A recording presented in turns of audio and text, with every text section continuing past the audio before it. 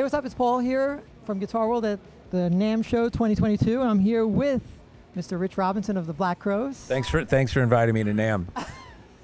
Exactly right. I wanted to say congratulations on this brand new guitar and your new EP, 1972. Yeah, that's cool. So speaking of 1972, have you seen Licorice Pizza, the movie? By the way, I did see it. Yeah, I did see it. So I have to say, Alana Haim was fantastic. Yeah, and she was. And yeah. I kind of thought they really captured the whole vibe with the music and everything like that. Absolutely. Any aspirations from want to do an indie film as an actor? Have your acting chops got together? No, not really. I've just never been on my radar. Once this hobby of the Black Crowes is done, you know, once our days, yeah. You know, it was interesting.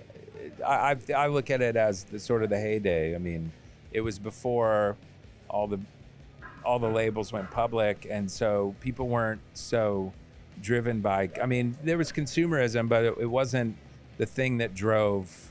It was actually, it seemed like a moment in time where actually the more creative you were, the more they were interested, and the more unique you were, the more people were interested in it. And then that arc changed, and then it became very formulaic and sound like everyone else, and that's where we are today, I think. Is that where the sort of the inspiration, real quick, for your new EP 1972? Because you start off the album with "Rocks Off," one of my favorite Rolling Stone songs. Yeah. I mean, it's just, and I don't know if you've ever seen the video. It's just shot in New York, and Yeah.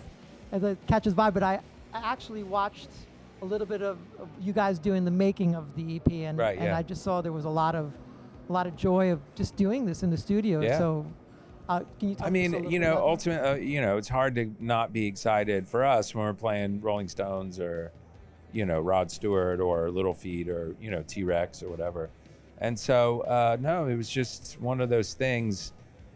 The idea came to us and we were like, wow, let's do it. You know what I mean? And then trying to hone down what songs to do was difficult because there's so many songs. And so you look at, I mean, there was like an estimate, I don't know if this is true, but there's like 7 million bands that exist today, like online and all this shit. And back then there wasn't, but the music seemed broader.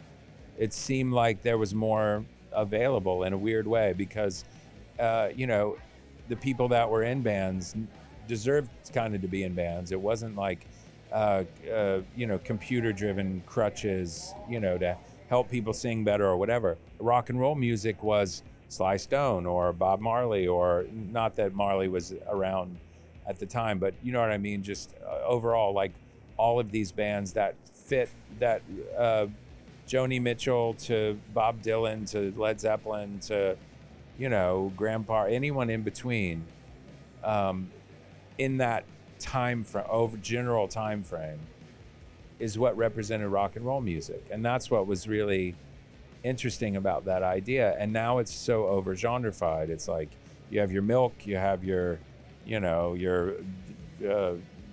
frozen peas, and then you have this, and everything is so separated, Well, plus I think the big point too is a lot of the bands that you mentioned, it was such a smaller scale of bands, but they had such a broader scope of music. But I think a lot of it had to do with the fact that these were artists and performers who cut their teeth, much like you, on the live circuit. They honed all their skills doing all that kind of stuff. Absolutely. And that's how you figure out what works, what doesn't, how to play with a band, how to play with your drummer, how to sort of keep these. I mean, singing in perfect pitch doesn't exist in nature. Everyone sings flat or sharp. And when you hear, that's why it sounds so creepy when people run that shit through auto-tune, because it's not natural. It's funny because even, my kids, when they hear it, it sounds kind of like and so it's human. It's human beings making human music, that ebb and that flow, that organic sort of element. The wave comes in, it speeds up a little bit at a chorus because you're getting excited, and then it slows back down in the verse. And that adds to the dynamic of the music, and that's what makes it great to me. Yeah, it's that ebb and flow of the performance. Exactly. Right? That's really great. Yeah. One last question about the album. Was this an easy album for you guys to accomplish, or or did you feel that, I mean, was it just really quick? It was quick, 3 days. We went in and just knocked it out. We're in our comfort zone. We're always in the studio. We know how to play. We've been doing this for years. And so to me, it was just fun. I mean, that was the whole point of it. It's just like, let's go in and have it be fun, you know? I was talking to Martin. It wasn't like this collaboration was. They didn't kind of reach out to you. It was a little bit that you were looking to do something with this guitar. I was talking to my guitar tech, Linz McKay, and I was like, oh man, I wish I had a great Martin like this, but I'm not taking my dad's on tour. It's the one guitar that I'm kind of precious about. The other ones, you know, they are what they are. And Linz was like, well, I can call and just see if we can get one or whatever.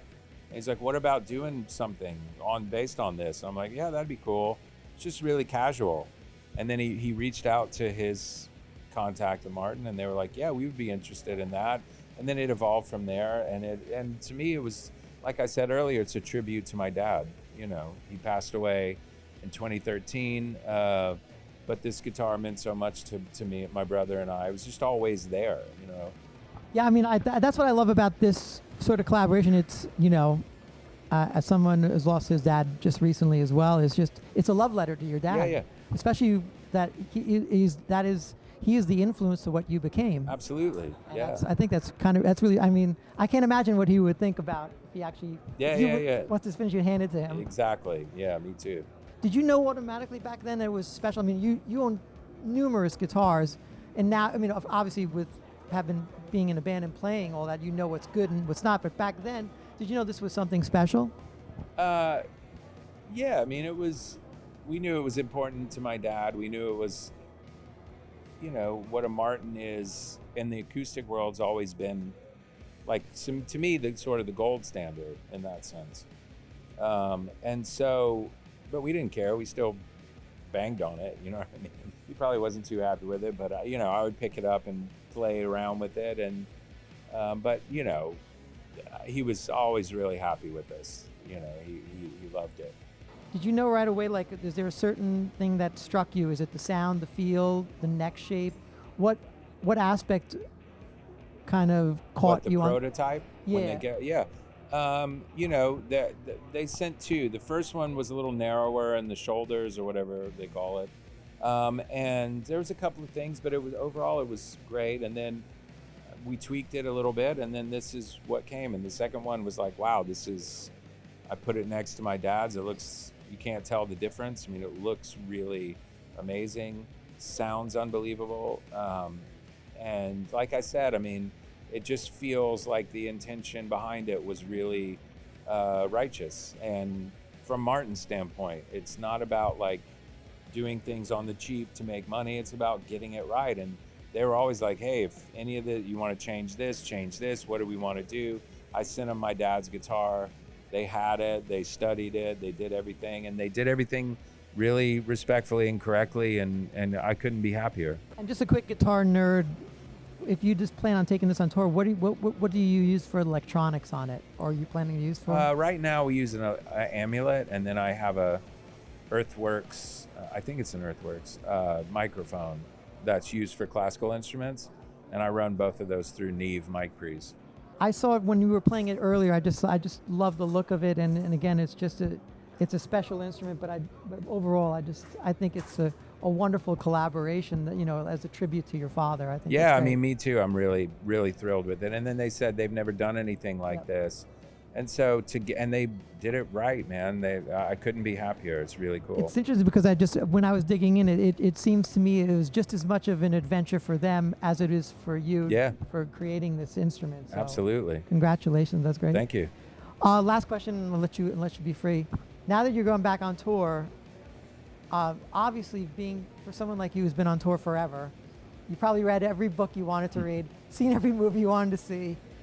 What do you do nowadays to occupy yourself on tour? Peloton bike? I don't know. No.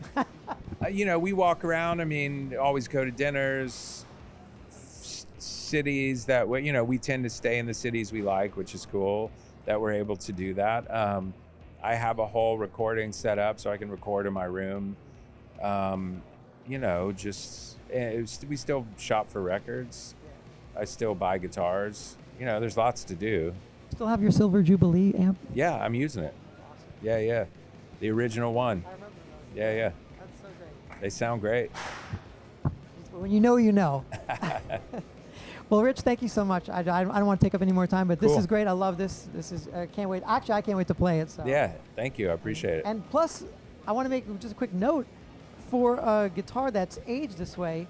The price point was actually, it's approachable. Yeah, yeah. As a custom shop, right? Yeah, As yeah. a model. I mean, sometimes Martins are known to have stratospheric price points, and this Yeah, yeah. is actually within reach. That's great. Yeah, So, yeah. You never know. I might. I Have didn't get involved in any of that, so. But I'm just happy they did it and did it. So that's great. You know. I'm Thank you happy so about much. that. Thank you.